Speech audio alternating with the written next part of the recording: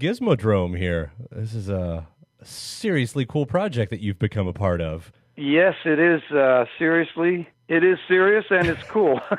And it's also a lot of fun. I mean, it took me by surprise because I was just thinking I was going to maybe play on a project with Stewart, maybe play, some crazy guitar on a few songs. And then as it turned out, over 10 days, it turned into a band and everybody was loving it and really enjoying being together.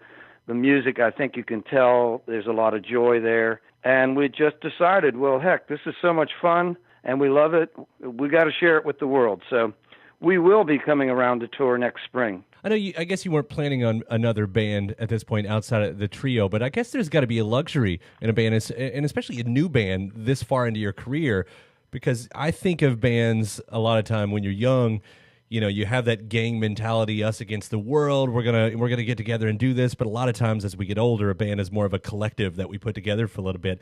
And from what I sense on this one, it feels more like the early thing for you guys. It definitely does. It feels like kids in a candy store. And at the same time, now that the record is out and it's getting an amazing response everywhere, and we have a record label. Now that's something I haven't had for a long time, a proper record label. I thought I'd never have that again, in fact. So it's really nice to see, A, that we have a great record label, very proactive, out there, getting people to know about this, and B, that we can be on the radio. Isn't that incredible? Yeah. I didn't think that was going to happen for me again, so I'm very, very happy. Well, I know we're biased over here. We try to play just about anything that you send, that you put out into the world, but this well, I thank you for that. That's for sure. Yeah. And I mean, the caliber of musicians on this, I mean, you play with great musicians throughout your career, but this does feel like it's something a little bit bigger. And of course, having Stewart in there is part of that. For you, I don't know how to word this. Do you find like this is getting people on your level, and I'm obviously giving you a compliment there, or do you really have to stay on your toes with these guys as well? I'll tell you what, this is just fun for me. I mean, everyone's great, and I'm not saying that I don't have to stay on my toes. I'm sure it will be that way when we play live. But for recording the record, I was just having fun, and everything I did seemed to work, which is one of the reasons I like the band so much. It's custom made for some of the type stuff I do, especially on guitar. I liked the songs, and I immediately had lots of ideas, and they encouraged those ideas, and, it just grew and grew, and it got better and better. So, for me, it's going to be a real fun project. I kind of relate it to the days that I spent back in 1980 with the Talking Heads. We went on tour. We did this record called Remain in Light, and it reminds me of that, the same situation. I went in the studio with them, and bingo, I could play whatever they needed. I had it. It was ready. I mean, working on the fly like that, it does sound fun, because these songs, they almost sound like they were built off of jams, but I guess they were sort of, a lot of them were put together before you came in, right? Well, yeah, they were in various states. Mostly it was just kind of Stewart and Vittorio.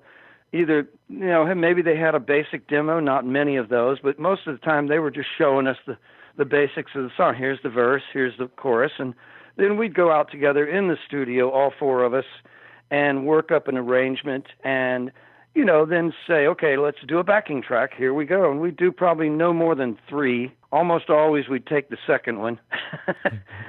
And then it was down to, adding all the fun ear candy and the vocals and guitar solos and all that stuff. So it was a quick process. No one ever really thought through anything. It was whoever's got a great idea, it's your turn. That's taking the second one. That's funny, because that's like, here's the first one for practice, the second one we nailed it, and the third one's just one time too many. Yeah, that's true. Every time it seemed like we always nailed it around the second time, and the third one was a little too organized. Because we like this sort of jam quality about it, the fact that it doesn't sound like you've sat down and worked out a lot of parts.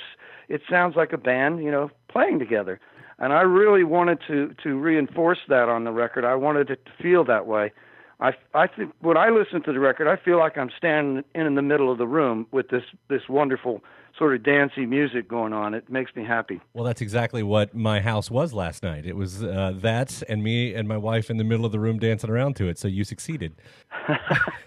That's the thing. I kind of put this record on now. I don't listen to a lot of other records. I'm always busy with my own ideas. In fact, I'm writing songs for the next Gizmo record right now. But I put this thing on in the morning, and it really starts my day out, man. I'm just grooving. I'm just like, wow, it's going to be a good, happy day. Now, maybe it's because I'm not so used to Stewart on the vocals yet. Are you singing lead on any of these songs? I don't sing lead on any of them. Okay. They're all Stewart's and Vittoria's songs. And to be honest, Stewart sings a way that no one else can. He's got a sort of a larger-than-life kind of character, the way he sings. He's more of a storyteller than a singer. Mm-hmm. But what we learned early on was that Mark King and I blend together beautifully. He's a great singer, and we've both had a lot of experience. So what we do is we sing the choruses. And so you've got the story going with Stewart telling in his own wacky way, and then all of a sudden the chorus comes in, and it's perfect harmony and all the stuff that you'd expect. So that seems to be the blueprint for this record. Next record, however, I'm sure that I will take more of the vocal time and do some of the writing as well. How? Getting ready for these live shows, is he having to prepare to be the front man for these songs? Oh gosh, yeah. If you knew him, he's very he's very, very excited about being, out there with a Stratocaster and a Marshall amp and and just singing his songs. I think it's really inspiring him. Of course, he will play drums. We all insist on that. So there will be some of the time when he's the drummer. When he's not the drummer, when he's the front man, we have Pete Biggin, who is the drummer for Mark's band, Level 42. Mm-hmm. So we won't miss a beat because that's going to be a great rhythm section as well. Well, it's been so fun to listen to these songs. Right from the beginning, of course, in a timely manner. In many ways, with Zombies in the Mall starting it off, I thought to myself, I'm like, it's probably safe to say that this isn't about Halloween. little double story happening there with the Sign of Our Times, but it certainly works for the season. Well, we meant for Summer's Coming to be the thing that came out at the right time, but it came out a little late for Summer. Summer's going now. Maybe Summer's gone. So we'll have to bring that one back next summer. Yeah, I also want to bring up, I noticed the next Bowie box set is going to be your era, right? I believe so, yeah. And there's a new box set from the Zappa Family Trust that I did liner notes for. And it's the performances we did at Halloween with Frank Zappa in 1978. 6 shows over 4 nights. It was eventually turned into the movie called Baby Snakes, but now you get to hear all 6 shows if you want. It's something like 18 hours worth of Frank Zappa shows. So, yeah, and I am also part of the Celebrating David Bowie tour. We did this in January, and we only went to 6 cities, Sydney, Tokyo, L.A., London, and New York, and it was sold out everywhere. We had a great time. It was a big event, lots of David Bowie music with lots of guest artists. We had Sting, the guest artist in L.A., for example. We're going to do some more of that next year. I'm going to be able to do the European dates, which are in January. I won't be able to do anything beyond that for a while because that's when Gizmodrome cranks up. Yeah, but still, to be a part of so many of these amazing projects and flex that creative muscle in so many different ways. It's got to be a lot of fun. Well, it's going to be a lot of work, and then it's going to be a lot of fun. Well, I got to learn all this stuff now. We're always so impressed by everything you do, and thank you. Having so much fun with this record too. So, congrats and thanks for this music, and we'll see you around when you come around again. Well, I truly thank you for your support and playing this music, and I hope everyone will check the record out and watch for us next spring. All right, we'll be definitely there. Will be. Thank you. Thank Adrian. you very much, Kyle. All right, we'll see you. Bye-bye. Bye.